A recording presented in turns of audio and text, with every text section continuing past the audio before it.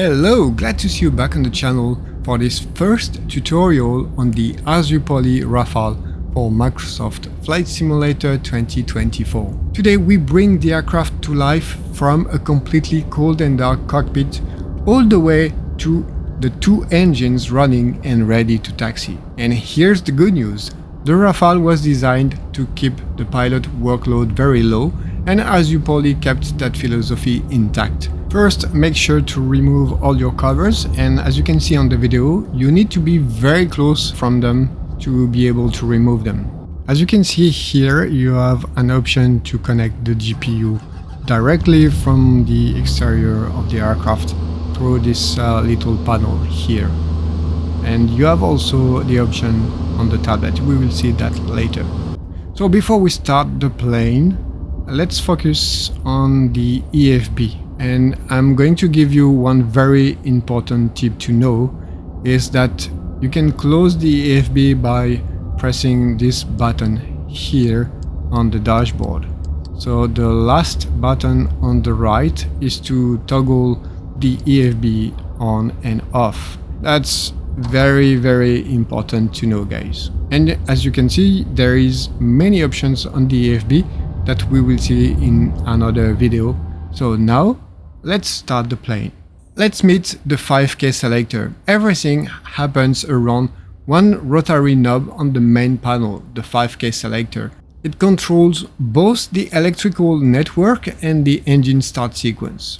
It has 6 positions: the test, used for maintenance; the off position, where the batteries are disconnected; no electrical power on board, unless a GPU is connected, of course; the standby position, where the essential battery bus is connected, but non-essential consumers are disconnected to save the battery; the norm position, normal, where all electrical consumers on the plane are connected; and a left and right engine position for the engine start.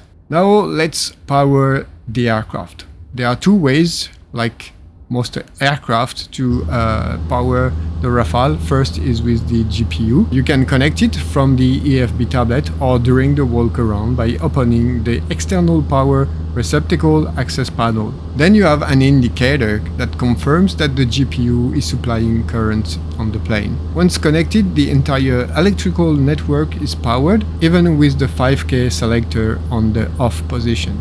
The second option without a GPU is to set the 5K to standby. That connects the essential bus on battery power, which is enough for everything that follows. Now bring up the fail page so you can monitor the aircraft as it wakes up. Before we put fuel into anything, we need to test the fire detection. Set the fire test switch to right engine APU and check your indication. Close the canopy.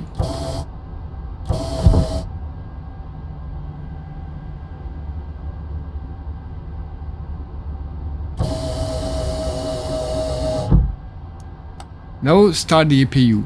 This is the internal Rubis 3 auxiliary power unit, and it does 2 jobs.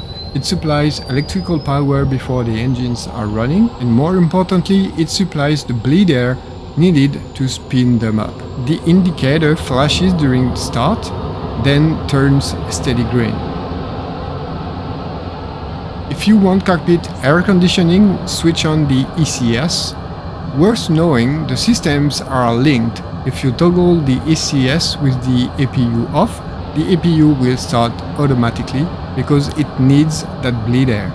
And now we are going to align the INS. Set the 5K selector to norm before any engine start. With the APU running, you have power source, so the full electrical network can come online. Bring up the nav page and launch the IRS alignment. Alignment takes time, which is why we started here and let it run in the background while we finish the rest of the sequence. There is an EFB assistance option that skips alignment entirely and keeps both internal units aligned for you. While the INS run, finish the fire test. Fire test, switch to left engine. Left engine fire. Okay, now we can set our strobes and navigation lights to bright and look at our engine page for the actual start. Now set the auxiliary levers to idle.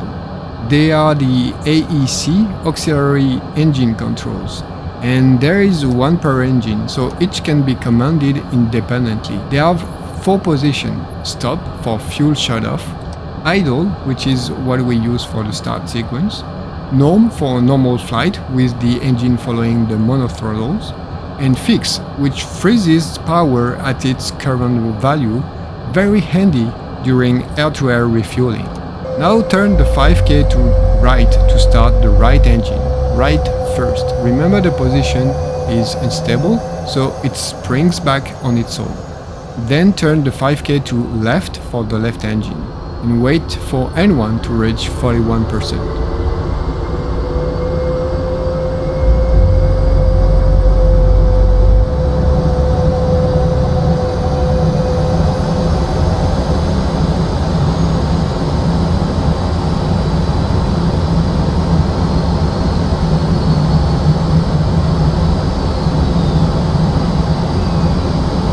Once you are there, move the auxiliary levers to norm, and as you can see now we have a message to control the flight control surfaces. So and we still have 2 minutes to wait for the INS to be aligned. See here on the fail page you have the message. So to check them you go here. You open the little switch here and you go to the short test, and it's going to control, and then the go stays green, so it's good. You can turn it off, and because we are here we can turn the gen safety to hot, and we have no fail message anymore.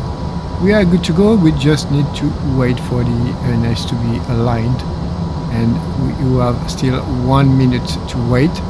It's indicated on the HUD directly also.